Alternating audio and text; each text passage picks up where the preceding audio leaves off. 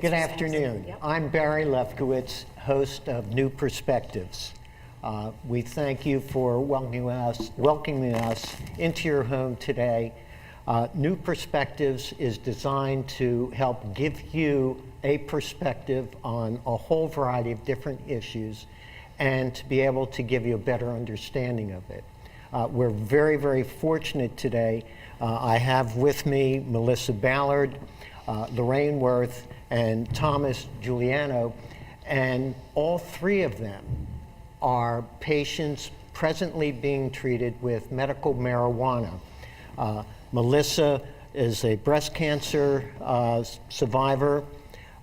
Lorraine was in a major auto accident and had a fall, and Tom had surgery, and they're going to tell us their stories so that you can understand why more and more people are looking at medical marijuana as a potential solution to their medical problems. And I've got to tell you, for me, it's been quite eye-opening because when I shared with my family that I was involved with medical marijuana clients and that I was going to be doing this TV series, with the first being on medical marijuana, our granddaughter Lily, 12 years old, was, "Papa, how can you possibly be involved with marijuana?" And so trying to explain to a 12-year-old, and so hopefully this program will give you some further insights. Why don't we first start with each of you, give us a little in terms of who you are, and then we can really get into talking about the specific issue that you're dealing with that the medical marijuana is helping you with.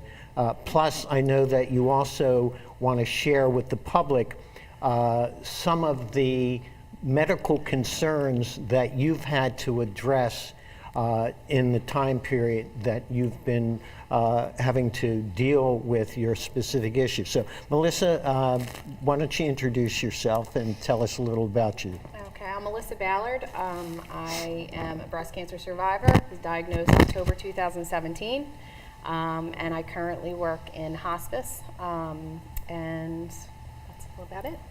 And I have to admit, by the way, Melissa's dad and I, in my first lifetime, in the early 70s, taught together at Burlington City High School.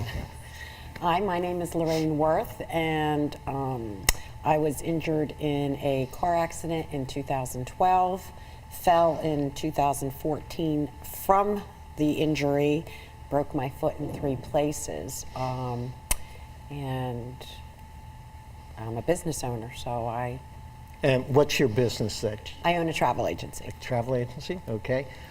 Tom Giuliano? My name's Tom Giuliano.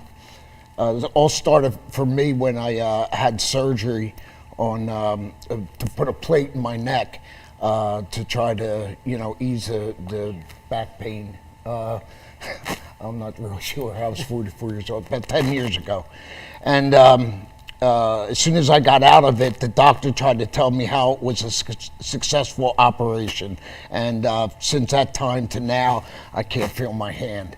So my first doctor, prescribed lots and lots of opioids, and that's where my story begins. Yeah, and we'll get into this whole discussion and conversation about opioids because, the sad commentary is, and I'm sure you've all seen the statistics, but last year in New Jersey alone, there were almost 3,200 opiate overdose deaths that took place in our state here in New Jersey, and nationally, about 72,000 opioid deaths. So this is something I would love to get into with you because you've all experienced it, and you experienced it from a professional standpoint. But why don't you sort of share with us in regards to how you got into utilizing medical marijuana and what was the process that you had to go through in order to become a medical marijuana patient here in New Jersey. We'll start with Melissa.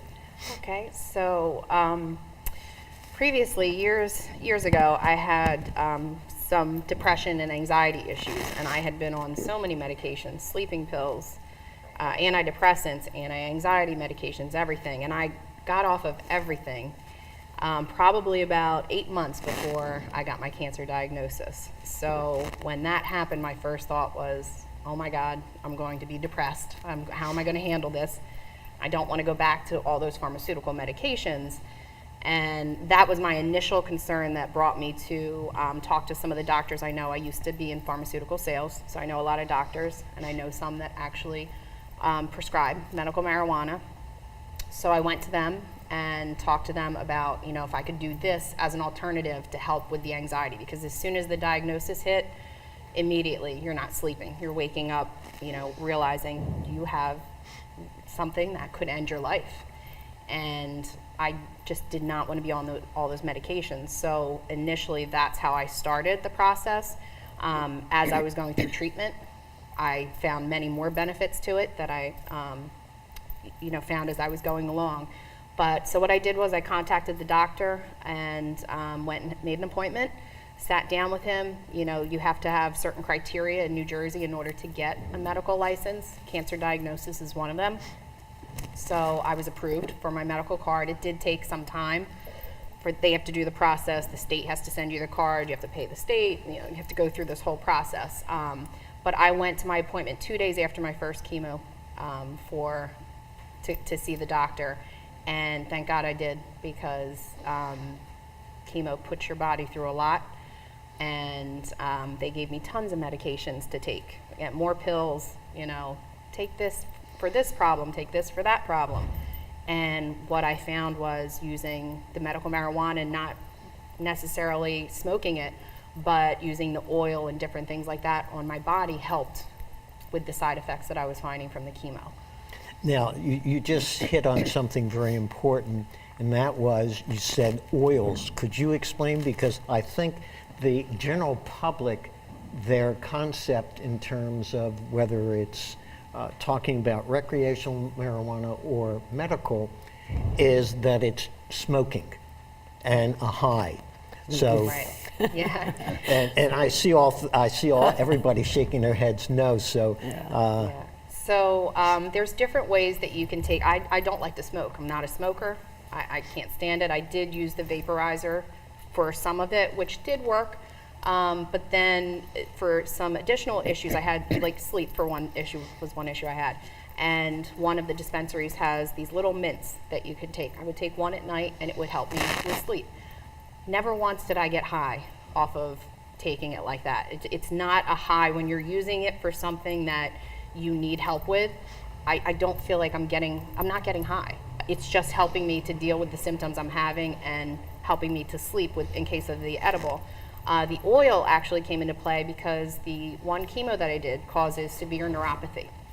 So I would have my hands and my feet would be burning and just couldn't stand the pain. I couldn't sleep because the pain was so bad. Felt like my feet were on fire. I mean, I would put water on them, I put ice on, nothing was working. And I ended up getting some topical oil from one of the dispensaries, and they said, put it in your glands. You can take it orally too, but I didn't want to do that because it's like coconut oil and it doesn't taste really good. So what I did just one night, I decided I put it on the bottom of my feet, and then I put some in my glands and in my armpits, and I slept. And it was the only thing that helped with that neuropathy. And that neuropathy, I mean, it was miserable. And just that oil, no high at all, just that oil being applied allowed me to sleep and get comfortable. That's fantastic. That's awesome. Lorraine, how about you? Okay, well, my accident was back in 2012, and I injured my lower back and my shoulder, but that healed. I went to quite a few different doctors, from neurologists to orthopedics, and got quite a few tests, and they had me on first a Percocets, which did absolutely nothing, and my body and pills don't go well, so I'm thinking, well, that should work. And then they put me on Oxycontins, and like I said before, I own a business. It cost me, I made some major mistakes being on the opiates and the narcotics. And I finally got to... And this was prescribed by your doctor? By a doctor, by my doctor, yes. Okay. From, you know, it was a process. Like, you had to go to the neurologist, you had to go to the orthopedic, you know, the whole... It took probably almost 2 years before I was able to get to my pain doctor. And when it became legal, he was able to prescribe it because of the fact that someone had said to me, well, you should try marijuana. And I'm like, okay, but I don't need it to get high. I need it to kill the pain, so because I have a problem sitting. And my doctor was able to prescribe it, and I also have an oil that helps me sleep because I get spasms in the middle of the night that stop me from... muscle spasms in your legs? Major muscle spasms from my legs, my back. I could actually be a weather woman. After breaking my foot, I can tell you when the weather's going to snow or rain. Good, I need to know this weekend. Yes. So it's definitely helped me. When I went to the dispensary the first time, they actually gave you a coach. And they, you know, basically ask you questions on why you're there and, you know, what's your major concern. And so I went through it with them, and I basically have some for during the day. So it gives you, I don't want to say energy, but I get nausea, so it stops the nausea almost immediately. Where I've been on Zofran, I've been on other things, you know, over the counter, nothing's worked. You take 2 puffs of this medical marijuana, nausea goes right away, and I can start my day and function. And you weren't getting high?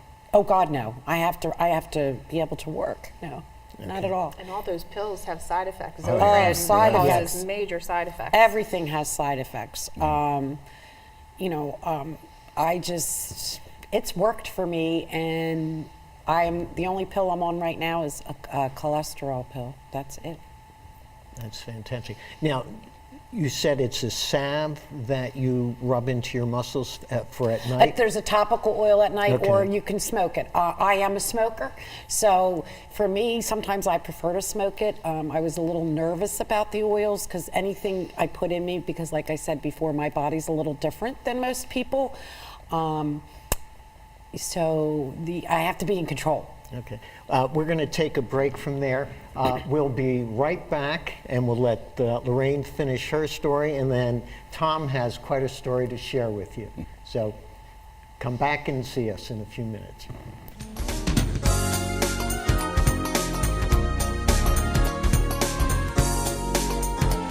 RVNTV is a platform for people of any industry to share their story. Over 285,000 viewers are tuning in to RVNTV shows monthly. We guarantee a great experience that you'll be sharing with everyone you know while increasing your personal and company's brand awareness. But what is your brand? According to Forbes, it's a combination of your logo, your product, your design and feel, and your personality. Did you know that aside from being a guest, we offer even more opportunity to boost your brand? Adding your company logo and website on screen during your interview will allow viewers to recognize your brand instantly. Incorporating images and video clips is another great way to showcase your product during your live segment. Let viewers see how good you really are. And most importantly, there's you and your interview. For less than the cost of a newspaper, direct mail, or a magazine ad, you can leave our studio and within 48 hours have a permanent digital copy of your live segment to link to your social media, embed into your company website, or use in email marketing. Investing in your brand is so very important, and we can't wait to have you as a guest. RVNTV is a platform for people of any industry to share their story. Over 285,000 viewers are tuning in to RVNTV shows monthly. We guarantee a great experience that you'll be sharing with everyone you know while increasing your personal and company's brand awareness. But what is your brand? According to Forbes, it's a combination of your logo, your product, your design and feel, and your personality.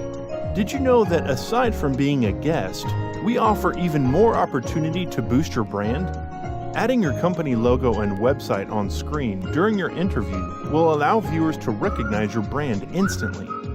Incorporating images and video clips is another great way to showcase your product during your live segment. Let viewers see how good you really are.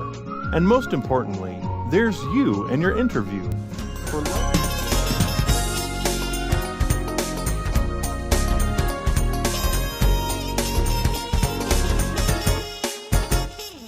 Okay, welcome back. I have with me Melissa Ballard, Lorraine Worth, and Tom Giuliano. All three are patients utilizing medical marijuana to deal with critical problems that they have physically. We had left off before we went to the break. Lorraine, you were explaining to us about you have the muscle spasms, and all you use is a salve. Basically, yeah. And additionally, with the smoking for helping with the, when you feel, the nausea, but it's not smoking that gives you a high. Oh, correct? God, no. No, not at all. So, There's no THC in it. It's basically CBC, if I'm not mistaken. CBD. CBC, Yeah. right. Some of the strains that I do have for at night have some THC in it, but that's what helps me sleep. So, Okay. But I do it in, I have the buds that you can either roll or put in a pipe, or I also have the pre-filled cartridges, which you put on a pen. It's called like a vape pen. Okay. And that I usually use for at night, the pen. Now, with the buds, were you trained on how to do that by the dispensary? They teach you absolutely everything.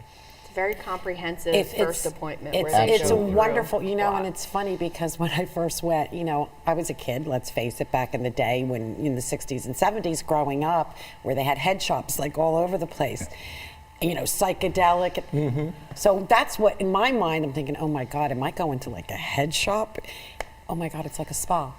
It's very clean, very neat. Like I said, you go in the first time, you have a coach, and anytime you need that coach, you just make an appointment. And they basically, can tell you what strain is good for you, what strain isn't. And of course, it varies, by the individual. Sure. Some have worked for me, some haven't. Some are too strong for me. And I found the right ones, and it's been wonderful. If the government would just recognize it under a script, because you need a script for it, it would be nice because it is expensive. Well, to that point, here in New Jersey, it's estimated that there are about 400 to 500,000 New Jersey residents who could, in fact, benefit from the use of medical marijuana. But they can't afford it. Some people just can't Well, afford it. that's something that we need to definitely talk about. Right. Tom, why don't you share with us, because I know you've got quite a story. Yeah. Well, after the operation, I went through the first doctor. I went to, this is about 10 years ago when the opioid crisis, I guess, began. My doctor was he gave out the medication to a lot of people, and in very high doses. I mean, there would be lines around the block. Now, is this opiate? This is type, for opioids, okay. right? This is when they first, I was in pain, I was disabled. I've been disabled the whole time because the operation, I can't feel my hand. So, it's always been, I wasn't able to work after that, fact and everything. So this doctor prescribed like way too many opioids at that time. And that was all well and good. I mean, it went on for a couple of years until that doctor lost his right to practice and went to jail. So. And why did he end up in jail? I believe that some of his patients were testing positive for other narcotics, and he was giving them opioids. The whole thing was just, I was taking 500 milligrams of opioids a day. I was prescribed 500 milligrams. And now to think of that would knock down an elephant, really. you know. So so I got there, and that was the problem. When my first doctor went to jail, everybody, you know, was looking for another doctor or something to relieve everything. And in my circumstance, because I had a plate in my neck and I was disabled, it wasn't a problem for me. I mean, they automatically, you know, would see me, you know. So that's when I met my doctor here that prescribed the medical marijuana. Now, just for transparency, both Lorraine and Tom, you both have the exact same pain management doctor. Yep. He's the best. And he is the best. Yeah. In fact, we are going to have him on next week to talk about You're this gonna love whole him. issue. He's great, yeah. So when I first saw the doctor, I told him how many pain meds I was on, and he looked at me and he's like, I'm not giving you that, you know, but to me, at first I was hurt because I was like, why? I need them, you know. I've been told for 5 years that I needed this medication, you know, but it was really me that needed it, you know, but the doctor saw that, and, you know, I started a healthy relationship with this new doctor. I was one of the lucky ones. At that time, if people couldn't get to another doctor, they were going on and doing other kinds of medications, drugs, exactly. Okay. You know, and a lot of them went down bad paths, you know. This doctor saved me because he gave me what I needed, not what I wanted. He gave me what I needed. And so, you know, we started a real great relationship, and that's when the medical marijuana practice came in. And I think my doctor made me realize that no matter what happens, this plate isn't gonna move off of the nerve that it's on. I'm always gonna be in pain, okay? When the doctor put me on the medical marijuana, it wasn't that it was a painkiller or anything like that, or that I needed more pain pills or anything. It was that I could wake up and get a mindset to go out and do something, you know, or go out and be as productive as you can, and you lose that, especially with opioids. Oh God, you yeah. lose that Do you will. want to do nothing? And the MMP just makes you, you know, it doesn't mask it or anything like that, like a narcotic would or something. It just puts that smile on your face that you need to get out the door. I mean, something that, you know, It's relief. I went for 10 years of being, you know, a zombie, really. I didn't realize that the state I was in. I was put into that predicament by a doctor, and that's what's upsetting. Do you feel that, in essence, you were addicted to opioids prior to your doctor getting to you and then Absolutely. actually, I guess, weaning you off of it? Yes, absolutely. Everybody was at that time, when we all had to find different doctors or whatever happened, because there was a big cut down from opioids, because that's when everybody saw that it was killing people, you know. So them looking at that, they found out that there's a problem, you know. So yeah. How long did it take? Because I understand that there's a whole process of sort of changing certain patterns in your brain, because that's what the addiction is, sure. to the opioids. And just to share with the public, and we were talking about this prior to the program, but there's a study that says that 2 out of 3 pain patients quit opioids with medical marijuana. And I think that that's, you know, something that is critical, that the general public understand, you know, how important this whole thing is with medical marijuana. But how long, I mean, because obviously it's not, you know, suddenly you're no longer addicted to, you know, to the opioids. And I think, Lorraine, you also had that issue as well. How long did it take you all to? Well, I didn't get addicted. Because I knew too many people that had died from opioid overdose. So I didn't want them. You know, in the beginning, you go on them because you're in so much pain, and you know, I was in the emergency room, I was in the hospital, going to doctors, and pain pills. Plus, the doctors are saying this is going to help you. This right? is going to Pain help pills. you. Well, yeah. Well, it helped me. Well, it knocked me out. I couldn't function. I made mistakes in my business that cost me money. So no, after 3 weeks, it was like, no, I'm not doing this. There's got to be a different way. There has to be. I was taking Epsom salts bath. I was doing anything I possibly could, and so I'm in the right spot. Not even just opioids, but I had an issue with sleeping pills. I could not sleep without a sleeping pill. And I took anti-anxiety medications, and then I would have, in the morning when I woke up, I'd have a medication that was supposed to like get me focused for the day because I was so Out of it. From the sleeping pills. And now I don't have any of that. And I take one of the little edibles if I need it at night, or maybe smoke a little bit from the vape pen if I need to. I don't even need it every night, but I have that versus taking something that's then going to, it was a cycle. Every day I'd wake up, I'm still tired because I have these pills in me and I need the pill to sleep. I can't sleep without it. And you need the pill to wake up. It's really, you're on a cycle that's not good, a pharmaceutical cycle. Right. Yeah. So. I agree. Tom, you did indicate that, for 10 years. Yeah. How long did it take, and since he's going to be on the program next week, we'll share his name, Dr. Todd Rainier.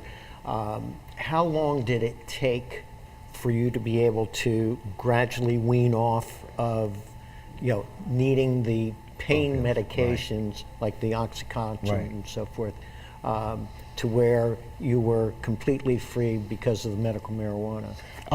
Well, Dr. Rainier, that was the whole difference between the two doctors. When I saw Dr. Rainier and he said that he wasn't going to give me that amount, he had a plan right there.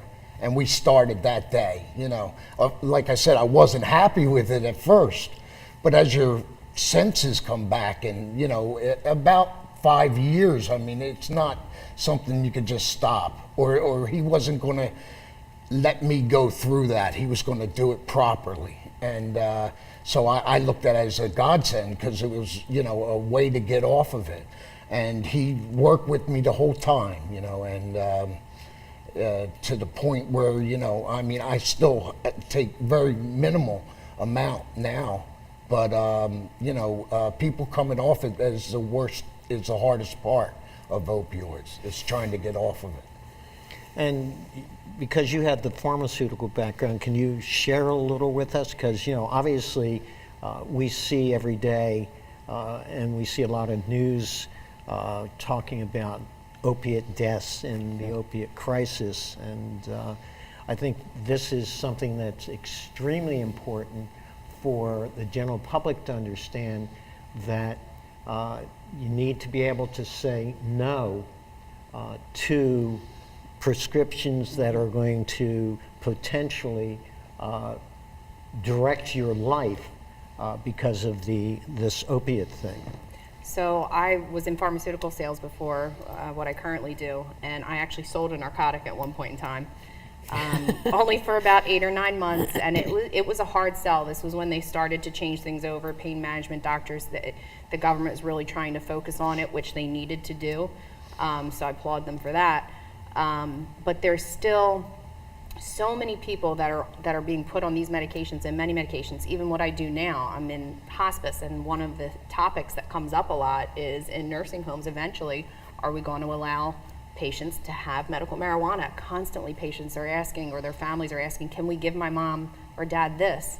And right now, with the laws, we can't, even though they would benefit from it, and they would not be taking these narcotics that then cause them to be constipated, which cause issues. It's a slew of issues. Right. Yeah. It leads into other things. And Addiction being one of them. right. And if people can only realize something that has this stigma attached to it, that it's so bad, because we've been taught since we were kids, like your granddaughter said, Right. that marijuana is bad. It's awful, but it has so many benefits, and if people use it the right way, and medical necessity, why not? Is there anything else that either Lorraine or Tom you want to share with the Well, I audience? just have so I'm going through this pain problem, and they put me on the medical marijuana. And here just goes back when I was 26. I had a grand mal seizure, and all throughout my life, from 26 on, I've had, if I, didn't take the medication or anything, I still have a seizure disorder. But the medical marijuana, that's one of the biggest things for medical marijuana is the helping of seizures, So for me, I was taking it for pain, but it's here doing a double, helping me double on that because it helps with the seizures, which I don't even see anyway. But it's just one of the great things that the medical marijuana is, killing two birds with one stone. That's great. Right now, in New Jersey and in many places, they're just really opening up dispensaries.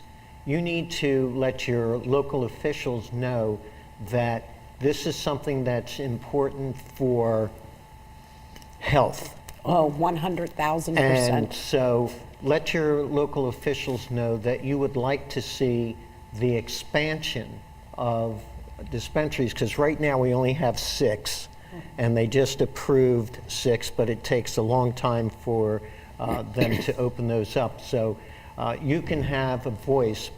And in terms of having a voice, I want to thank all of you for letting me in your homes. In particular, I'd like to thank Keith Reynolds from RVNTV and my good friends Joe Assamani and Al Cine for having gotten me involved with RVN, because I think this is a great way to be able to share with you a new perspective, and we will see you next week.